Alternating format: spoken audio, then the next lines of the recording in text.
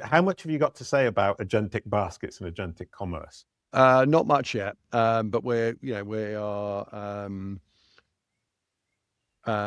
compiled some stats internally, which are based on e-commerce retailers. And what's happening is AI search, as we're talking around, what's happening in Google and ChatGPT, it's that effect is having a knock-on effect on other surfaces. So retailers, for years, people would come in and search a couple of keywords, and then, you would get the results and you sort and refine and filter the list and navigate through this large list of products and, eventually convert. And so what we're seeing is, perhaps less activity around sourcing and filtering and more activity, single search activity going direct to basket. As a result of better recommendation engines, but also, and the technology, but also as a result of consumers sharing more context and looking. So their expectations have risen. And so the bar has risen for everybody. Well, 100%. Sorry, if we can just do a bit, e-commerce, I'm really interested. Number one is search would send the person to the website. They would potentially have to navigate to the product page, then they would do all their filters, and that's a whole kind of process for the human being before they actually get to the cart, and a lot of potential breakpoints. Yeah. If I'm using an assistive engine, the assistive engine hopefully has done all the research for me, has all the details, and will send me directly to the page with everything set up where I'm ready to buy. And an agent would potentially just go and make the purchase itself. Those are the three effective stages of e-commerce today. And companies and e-commerce platforms need to master search and assistive and agential with those three different pathways.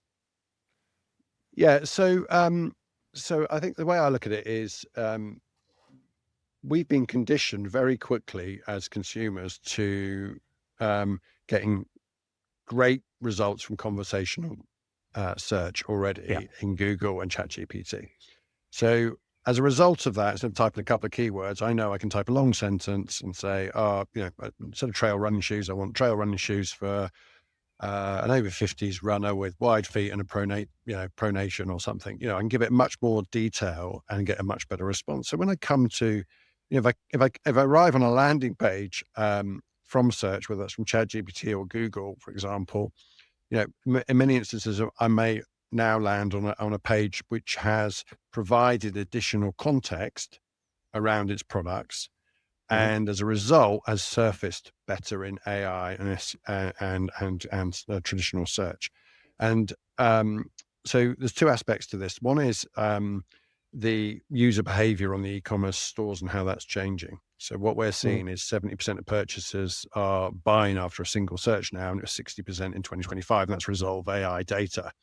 Long tail query shares up from 25% to 40% over a period between now and 2024. We're seeing big increase in average number of terms per search. It's like 16%. And so, but we're seeing more customers coming back as well. So I think what's interesting about this is consumer behavior is adapting. They're used to sharing more context. They're used to getting better answers from AI. And so the bar has been raised for everybody providing a search experience, whether that's on your retailer store or in your app.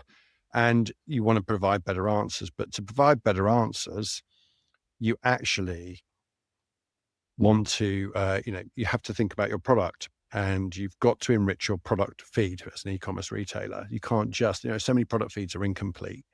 And so it's not just the hygiene factors of making sure all the fields are complete or making sure you've got good metadata and descriptions. It's the attributes, it's the use cases, it's the applications, the scenarios, the events, the occasions why people might choose to buy your product. So you've got to think about the why behind your product and imbue your content and your product feeds with some additional context, which helps large language models and consumers understand how and why, and they could, should buy your product and how they could use it. And I think it's those aspects which will help you as a brand surface your brand and your products more readily across conversational search engines like Google and ChatGPT. And it's also how you'll provide much, much better experience to users when they arrive on your site. And you can actually, rather than deliver pages and pages and reams of products, you can deliver a selection beautifully merchandised of the products that you think best answer the complete user intent of the user. Right. And so we have a situation where we need to not just rely on the product data, the attributes that would come out of our database, but actually create additional content that gives more context, gives more reason, gives more detail. And using AI to do that is a reasonable thing to do. I think it is, as long as it's grounded in some sort of source of truth. So I wouldn't just unleash your favorite LLM on your product catalog without actually working out a methodology for ensuring that what you're producing is accurate and factual and helpful and to users. So, Well, I mean, I would add to that a couple of things, which is I've been giving talks at Google Marketing Live this year. And one of the things I was suggesting to e-commerce platforms when I was giving the talk for them is centralize your data. You've got your product data, you've got your product feed, and that's hopefully already in place. But then if you add to that a layer of user-generated content, the reviews you've got, and you add to that a layer of your brand narrative and your brand values and your brand voice, and you add to that your FAQs and your an extraction of your post-sale services, and your email exchanges is obviously anonymized, create all of that data and put that in the mix, then you are changing your product data and attributes to have the perspective of the brand and the brand's clients applied to it when you use the AI to do it. I think that's good advice, and I probably a couple of elements you might add to that are things like popularity of that product or even return rate. So you could put that in a feed, and if you think about that, the agentic commerce spec, so the ACP from OpenAI and Stripe, and then Google's UCP, these protocols are going to become increasingly important, and you want to make sure that your product feed that you're using for downstream, whether it's Google Merchant Center or ads across Meta, etc., is enriched as possible, as humanly possible, or AI-ly possible, if that's such a thing. So you need to enrich it, and there's much more scope for enriching than perhaps meets the eye. And there are things that are going to be very important in agentic commerce. Like, is this product in stock? Is the price correct? What are the delivery timescales? Is this a product that I can trust and recommend, or has it got a really high return rate? So, there are things that actually, if you've got those in your feed, I think will differentiate yourself, and you'll hit another signal, which will probably give you preferential, this is an assumption on my part, preferential treatment by the large language model returning the results to the user, because they can trust that actually it's a good product from a good retailer and with a good reputation, and they're going to deliver and keep that promise to that consumer who's using their surface. So I think there's many ways you can enrich it, and I think all the things you've talked about, plus a few more, are good things to be building into your product feed. Right. So this is what I was trying to share earlier on, and I messed up. But this is the Kalicube framework: assistive agent optimization in practice, AI era business engineering. 3 different words. Laurence, you've already suggested that I keep creating too many terms. I've just created 3 more just to annoy you personally. Within e-commerce, I wanted to look at the serve part over there on the right. So you've won the sale. You've either won them through search, which I say is the imperfect click, through the assistive engine, which I attribute as a perfect click. Obviously, it's not quite that, but the imperfect click, the perfect click, and then the agentic click where the agent buys. And that suggests to me that we need to, obviously, as an e-commerce platform, have all of those 3 different acquisition methods at the one stage, WON, not ONE, and build them into our business today, which actually means pivoting your business slightly or adapting it slightly for what I'm calling onboarded, performed, integrated, devoted, and then codified, and feed that back into the loop, which is what we're saying here. Take the user-generated content, take all the stuff in the back office, and the availability and the pricing, and codify it and push it back into the system, the DSCRI, so the bots can find it. So looking at that, what changes need to happen in e-commerce in their business. I mean, I've called it OPIDC, you can call it whatever you want, but to onboard clients, to perform for them, to give them what they need, get them to use you on a regular basis, get them to start advocating for you, and then codify their experience with you and your ability to serve them and push that back into the loop.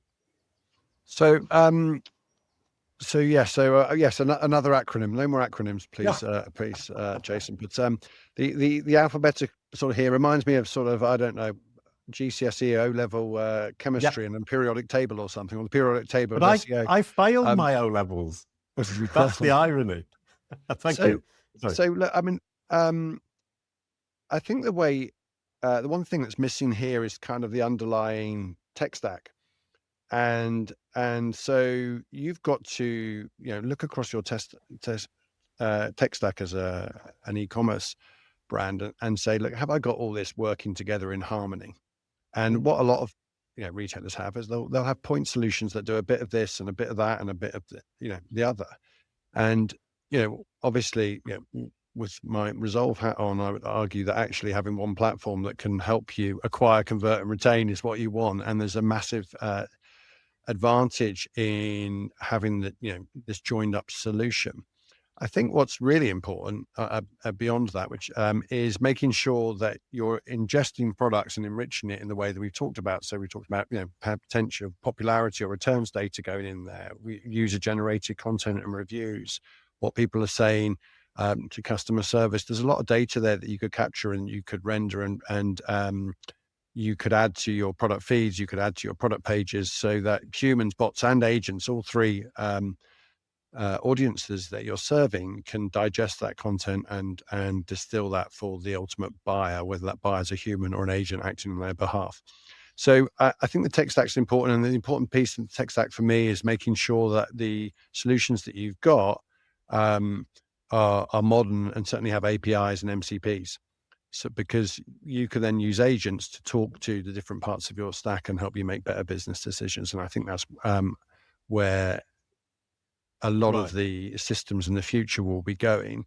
And that then will help you orchestrate, however you look at it, across the way you've looked at it, it will help you orchestrate, your, business process re-engineering, across recording, activating and serving your customers as you've got it there.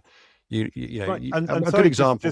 What you're talking about there for me is codified, and that you're right. It's not fully explained. And this is what I've showed at Google Marketing Live, is having a single source of the truth in the middle with those 4 different data sources, one of which I'm calling the differentiator, all the things within the brand that make the brand, including the feedback. And as you're saying, have it all centralized in a single source of truth, the SSOT, another acronym for you, and feeding that in a systematic manner to paid, organic, agentic, and indeed your digital marketing across your digital footprint. Yeah, I think I really like that idea of you've got this central repository where you've pulled everything together and then you're making that available via an MCP, for example, or API into other systems, because you can make better business decisions then. And obviously from an e-commerce retailer's perspective, there's a whole back office systems for order inventory and stuff that's on order already, and and you've got an understanding of what you're expecting to sell, and you need to make sure that it's you can deliver from the marketing side, and all of these systems are going to get a lot better. I think the thing you wrote there, which we hadn't touched on really today, which is for me, was bespoke content. And in a world where it's very easy to generate with AI, Google's obviously been talking and banging the drum about first person perspective and unique and original content for a long time. But it really is, what can you bring to the party? And I think for a lot of retailers over the years, the product feed in was almost like delegate a task that was seen as just part and parcel of the process, a chore that had to be done, as opposed to something that's really going to elevate the brand in the marketplace and help drive sales. And so it was almost like, oh gosh, write a description. Oh, doesn't matter. I don't fill that field in. This, this stuff needs to come in and out, and whatever team's doing that, or wherever they're doing that, whether that's in head office, in the warehouse, or wherever, perhaps didn't really understand or never communicated to them actually the potential and the power in actually enriching this data in the way. So that's why systems like ours and others exist to really enrich that data, and the benefits of that are significant and have been proven time and time again. I think when it comes to content for marketing and writing about your products, AI can play a great role in understanding the type of content that's performing in the marketplace. Take your product feed, think about the context, what's important to consumers, what use cases, applications, scenarios, occasions, events would cause them to buy these products, and pull that together into an outline of a great article for you, so that you can build some authority around particular topics and produce content that's really useful to your users and your potential customers seeded with your products. And you can dynamically update that as products go in and out of stock, and you can refresh that. And that's where AI can really play a role. But you've still got to go, what do I bring to the party? What do my team, my brilliantly trained team throughout my organization who specialize in lawnmowers or drills or whatever it might be, what do they know? What can they add? What unique nuance can they add to the content, whether that's through text or video, etc., that just sets us apart from everybody else? And, once you produce that content, it's going to perform for you for a long time until that product's replaced, or, it needs a refresh for whatever reason. So, for me is, is key in this. And, it goes back to what we're talking about, topical authority and building a brand. You need to be authentic, and you need to be able to show that you care, and that you really get what the customer's needs are, their pain points, and you exist as a brand to give them the best possible combination of product and service and delivery. So I think you need to serve the client, and actually visibly for the engines serve the client, so they can see that you're walking the walk. But what happens in how we're serving clients now that we've got search assistive and agentic coming through the door? Does the OPIDC part of here, does the way we serve, we onboard, we perform, and we get our clients to love us and keep coming back, does the way we serve them change? I'm not sure necessarily. I mean, it will change, but probably it will change because people will be using agents to service clients, and we've all had an experience of good and bad bots or agents, for customer service, and being frustrated or whatever, that's on the telephone or via a web interface. So they're going to get better. They're going to get better understanding nuance. They're better understanding your business. So those may change. I still think there's a human in the loop, whether that's looking at all stages of this process, enriching your content, servicing your clients, deciding what products to promote and merchandise and shift through different channels. Agents can surface a lot of this data for you and insights, but at the moment, you probably still want a human in the loop making some of these decisions. So I think some of those things will change. What I would say is, for years, forums, for example, or communities, or sort of post-sales content and knowledge base has been kind of like it's a customer service. It's an overhead. It's something we have to do to kind of, service the clients that have come in, like in support sections of major tech companies, if you're buying TVs or whatever, or, tech products from HPs or Samsungs of this world. They've got these massive support knowledge bases, and they've got obviously staff trained, etc. But the Q&As in those forums are now surfacing in AI answers, and across Google and across ChatGPT and Gemini and all the rest of them. So suddenly, actually, that content is really important from a marketing perspective, because it actually helps frame, some of the experience that consumers will have around your brand or your products earlier in the funnel. And so, it's more important than ever to give great customer service, and it's also important to think about how you can merchandise, for want of a better word, take those customer service experience, those questions, answer them, publish content that answers those specific questions, because they will come up when clients are asking about how reliable is so-and-so's internet service. Those are the type of things that will surface. They'll surface from Reddit, they'll surface from Quora, they'll surface from other forums, and they'll surface from your own forums as well. And so, community and is important, and feeding that content back into that single source of truth is important too. Super. Brilliant. Have you got anything to add? What should we do tomorrow if we're an e-commerce platform and we're freaking out? I think I think just speak to people that you can trust will give you honest appraisal of where you're at.